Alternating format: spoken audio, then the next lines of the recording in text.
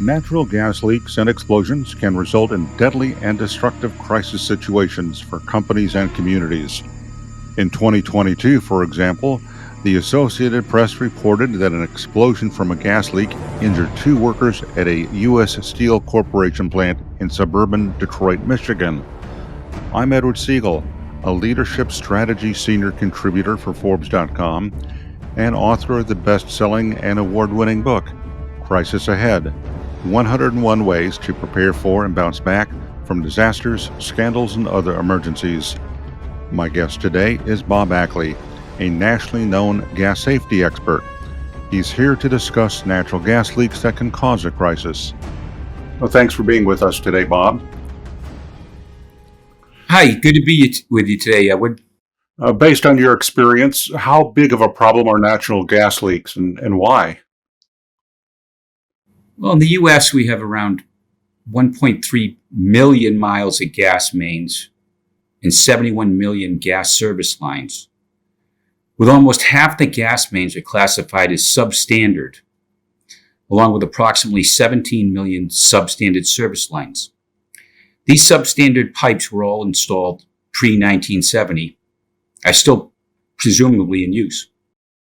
The aging infrastructure is certainly a huge problem, as old steel pipelines are susceptible to corrosion, and cast iron pipes, especially small diameter, are susceptible to cracking failures.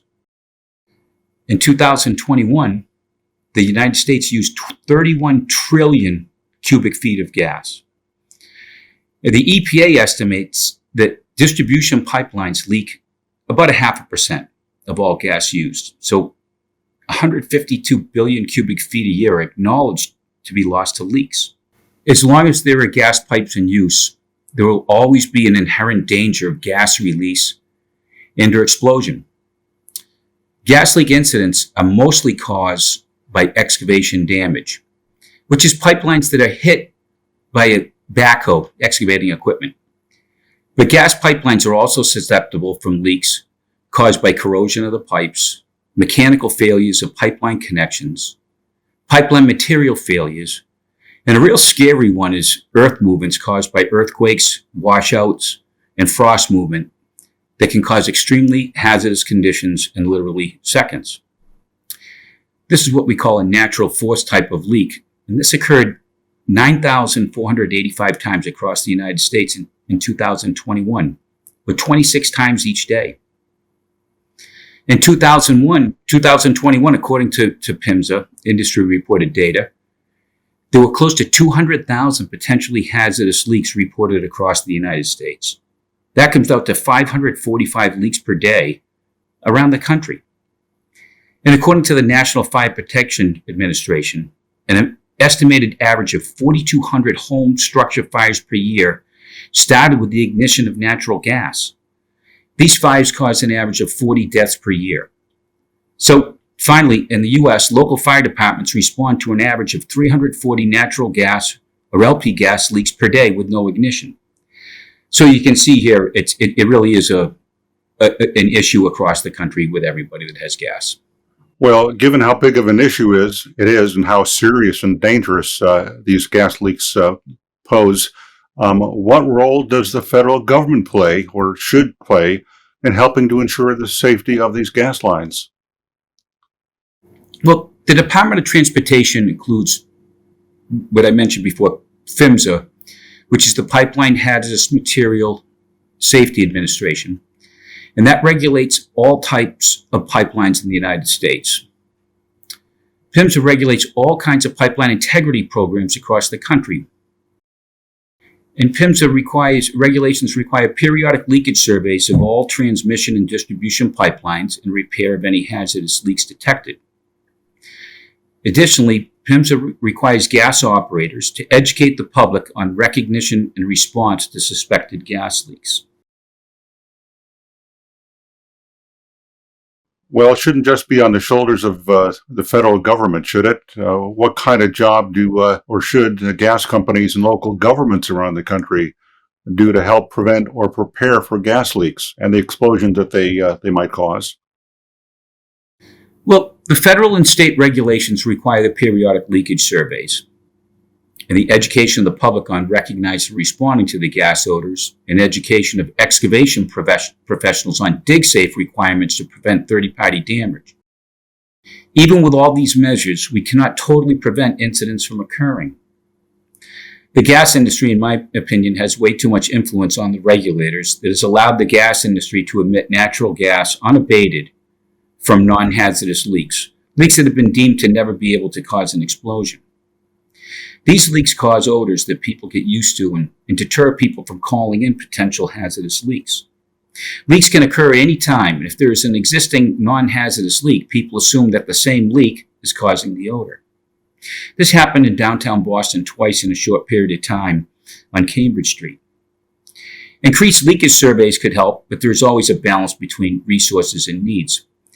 And really, depending on where you live, old cities have old pipes where many other areas are mostly new pipes, and the pipes are much less concerned. So it's a tough job for the regulators around the country. Well, given the influence you say the gas companies have on the regulators, if they weren't facing that kind of pressure, what more should the regulators be doing that they're not doing now? Well, the regulators from the state do require the periodic surveys. They do cursory audits. But by and large, the industry does not want to have any explosions, and they do what they can to alleviate them. But the regulators are pretty much powerless to do anything and have been really stymied by the big gas companies. So do you think there should be legislation to address this lack of action by the regulators because of the pressure of the industry? Or should this be legislation or efforts be on the state or local level, or all at once, all over the place? I believe that PHMSA should regulate nationwide the repair of all gas leaks and give a timeline of when those leaks will be repaired. And we have methods now to determine which leaks are larger in volume. So we have a method to determine what we call super emitters. We can also require them to fix leaks that are damaging personal property, which really is vegetation and trees.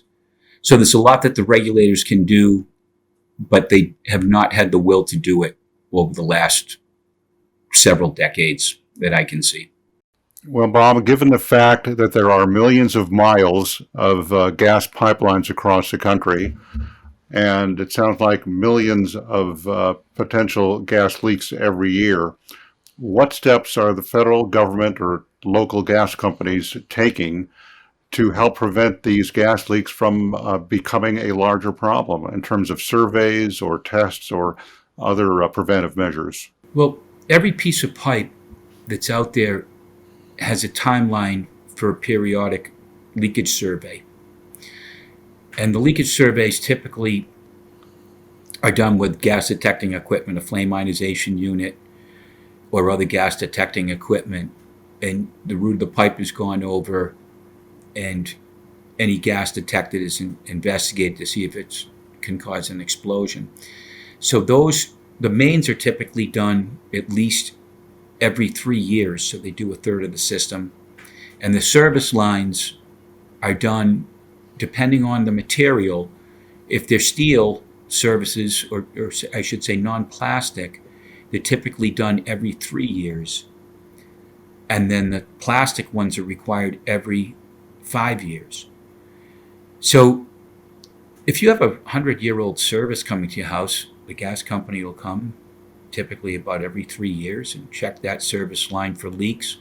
And they're also required to inspect any exposed piping that they own for atmospheric corrosion. That would be the meter set and the other pipes. So what's really important is in between those surveys, they're really relying on the public to smell the gas and call in a leak.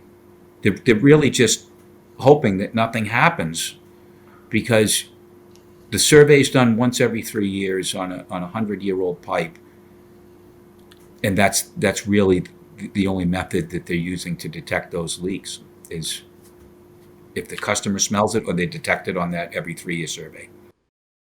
Well, in terms of preventing a crisis, hope is never a good strategy. Hoping that something won't happen. What steps can a homeowner do to get a reality check as to whether and when their pipes have been inspected and that survey has been done? That's another good question where you could ask the gas company for that record, but they never charge for a safety check. So any customer could call up the gas company and say, hey, could I get a safety check? I mean, and I think they'll come out. And I think if you ask them how old their gas pipe is and where the shutoff valve is, they should tell you. And if they don't, I would call up my local Department of Public Utilities, which when I say local, I mean state, and inquire with them, what's coming into your home. Do you have one of these old pipes? When was it inspected? And that would give peace of mind, I think, to people, especially that live in old homes. Well, you just mentioned the issue about the impact of gas leaks on trees and vegetation. Share with us a little bit more about the dangers that gas leaks pose on trees and vegetation that are near those gas leaks. Well, it's really widely known in the industry, across the industry, where I worked for 30 years detecting gas pipeline leaks. And we were trained on the very first day to notice the sign of a gas leak was dead or dying vegetation. So the fact that leaking gas is in the root zones of vegetation, it slowly kills the grass, trees, and shrubs. And this has been well known for over 100 years. So any gas leak that's around a tree or vegetation should be repaired as soon as it's detected. And that's a huge problem that's been gone by the wayside for many years. What signs should people look for when they're walking down the street and they smell gas? Is there something they should be looking out for how it might already be impacting the vegetation or the trees near those leaks? Well, absolutely. The gas companies all have a gas leaking recognition and response, and it's a duty to educate their customers. And natural gas, it's colorless and odorless, but they add the pungent odor that's like a rotten egg smell. And sometimes the ground itself will filter out that mercaptan, which is the odorant. But right in their own literature, they say you may see a white cloud, mist, fog, bubbles in standing water, blowing dust, or vegetation that appears to be dead or dying for no apparent reason. So why is a tree or plants dying? It's really something that most people don't know, even though they get these cards in the mail. One of the last ones they have on the typical leak recognition and response is you may hear an unusual noise like roaring, hissing, or whistling. I would hope that people would really be educated on this and realize they have to call the gas company. So in addition to calling the gas company when they're concerned or they see signs of the impact of gas leaks on trees or vegetation, what other steps do you recommend that companies and people take now to help protect themselves against these leaks? Well, it's really knowing about what is on or near the property that you own or are living at or where you work. And if you ever smell gas, you should just call in 911. But also, some things to make yourself safe is to know what the pipes are in your own home and on your own property. Like I'd indicated earlier, many of the pipes are substandard. Many of the pipes are over 100 years old. So do you know what type of material the pipe is that's coming into your house? Because it could be steel, it could be copper, it could be plastic, it could be cast iron, it could be a number of other plastics that are not safe anymore. They initially had some plastic they put in the early 70s that's not allowed anymore. So that's one thing that's really good to know is where that gas line is traversing over your property, what the material is, and every service line should have a shutoff valve out in the yard somewhere at the curb. We call it a curb valve or a shutoff valve. Everybody should know where that is and make sure that you can access that cover and open up the cover to see what's in there, because oftentimes they get filled with dirt. So knowing where your shutoff valve is, knowing the signs of a gas leak, dead or dying vegetation, the odor, and obviously if you hear a roaring sound or hissing. But those are the things that the homeowners need to know. And also, inside the home, if they smell gas, there's typically a leak somewhere. So that's another issue that we've been working on quite a bit. I want to get to that in a minute, but just step back for a second.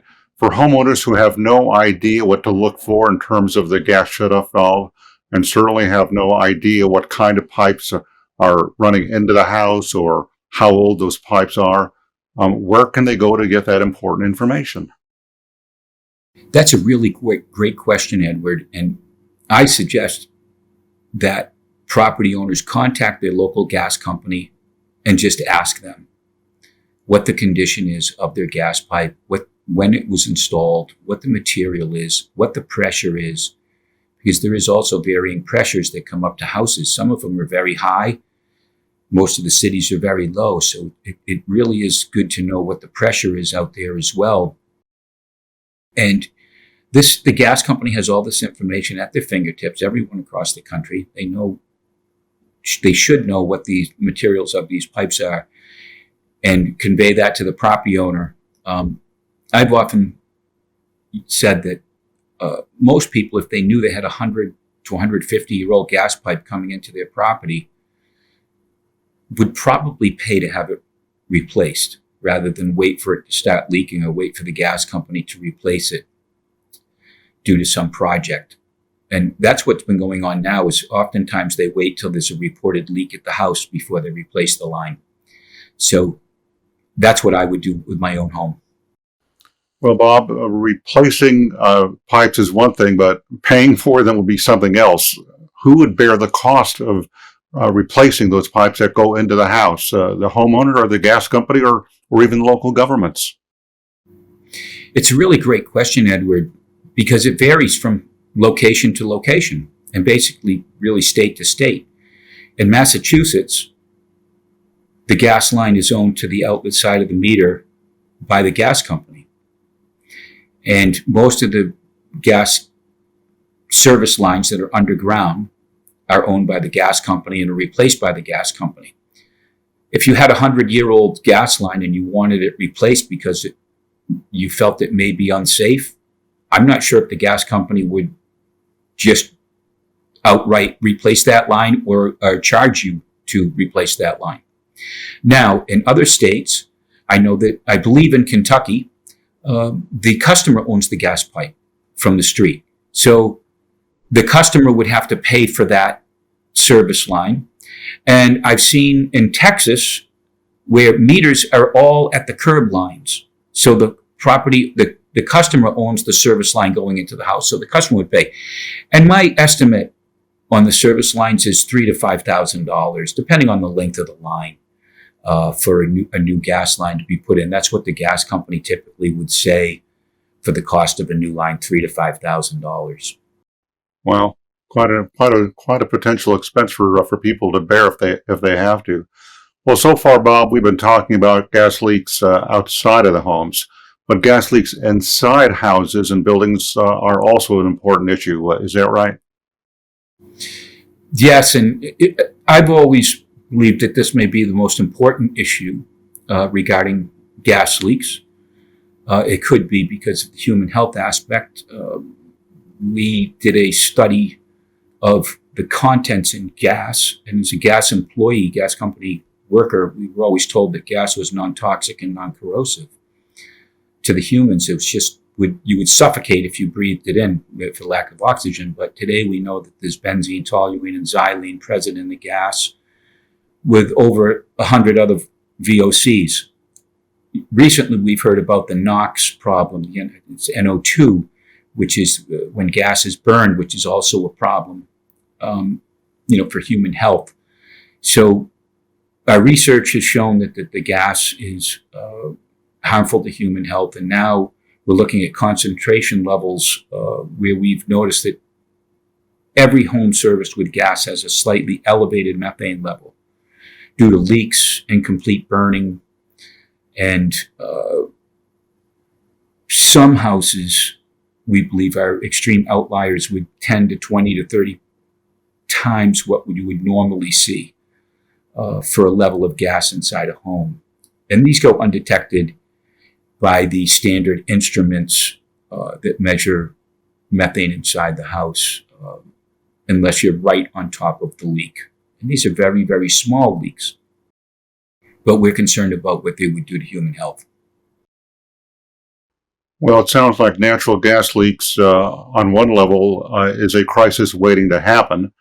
Of course, as you said earlier, if a backhoe bumps into a gas pipe, car rams into something that causes a pipe to explode, that's not preventable.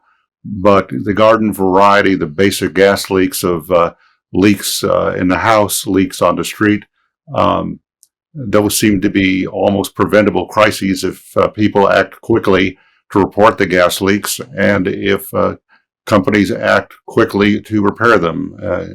Is that right? I think public education is key. You need the public to know that when they smell gas, they should call 911 and get the leak fixed. And, that's been the problem here in Massachusetts and other old communities. It's really the old cities where you have a lot of gas odors, and they're not fixing all the leaks in a really efficient manner and getting right on top of them. They're actually very slow to repair a lot of these leaks, which I believe causes a lot of problems. So people just need to be vigilant and be aware that these gas leaks can turn really serious in a short period of time. If you smell gas, you really need to call 911. We have about a minute or so left, Bob.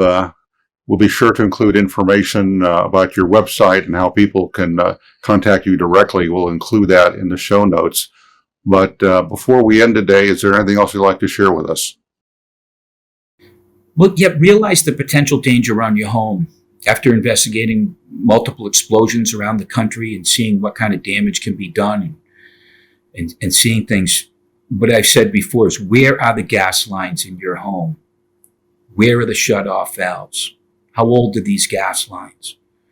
And really the most important thing is, if you suspect a gas leak, call 911. Let the professionals come out and see if you really do have a problem. And really just don't hesitate to call the fire department. Really, thanks, Edward. Great advice.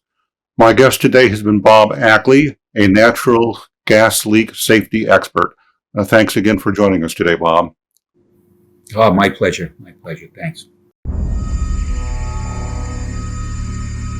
That's it for this edition of the Crisis Ahead podcast.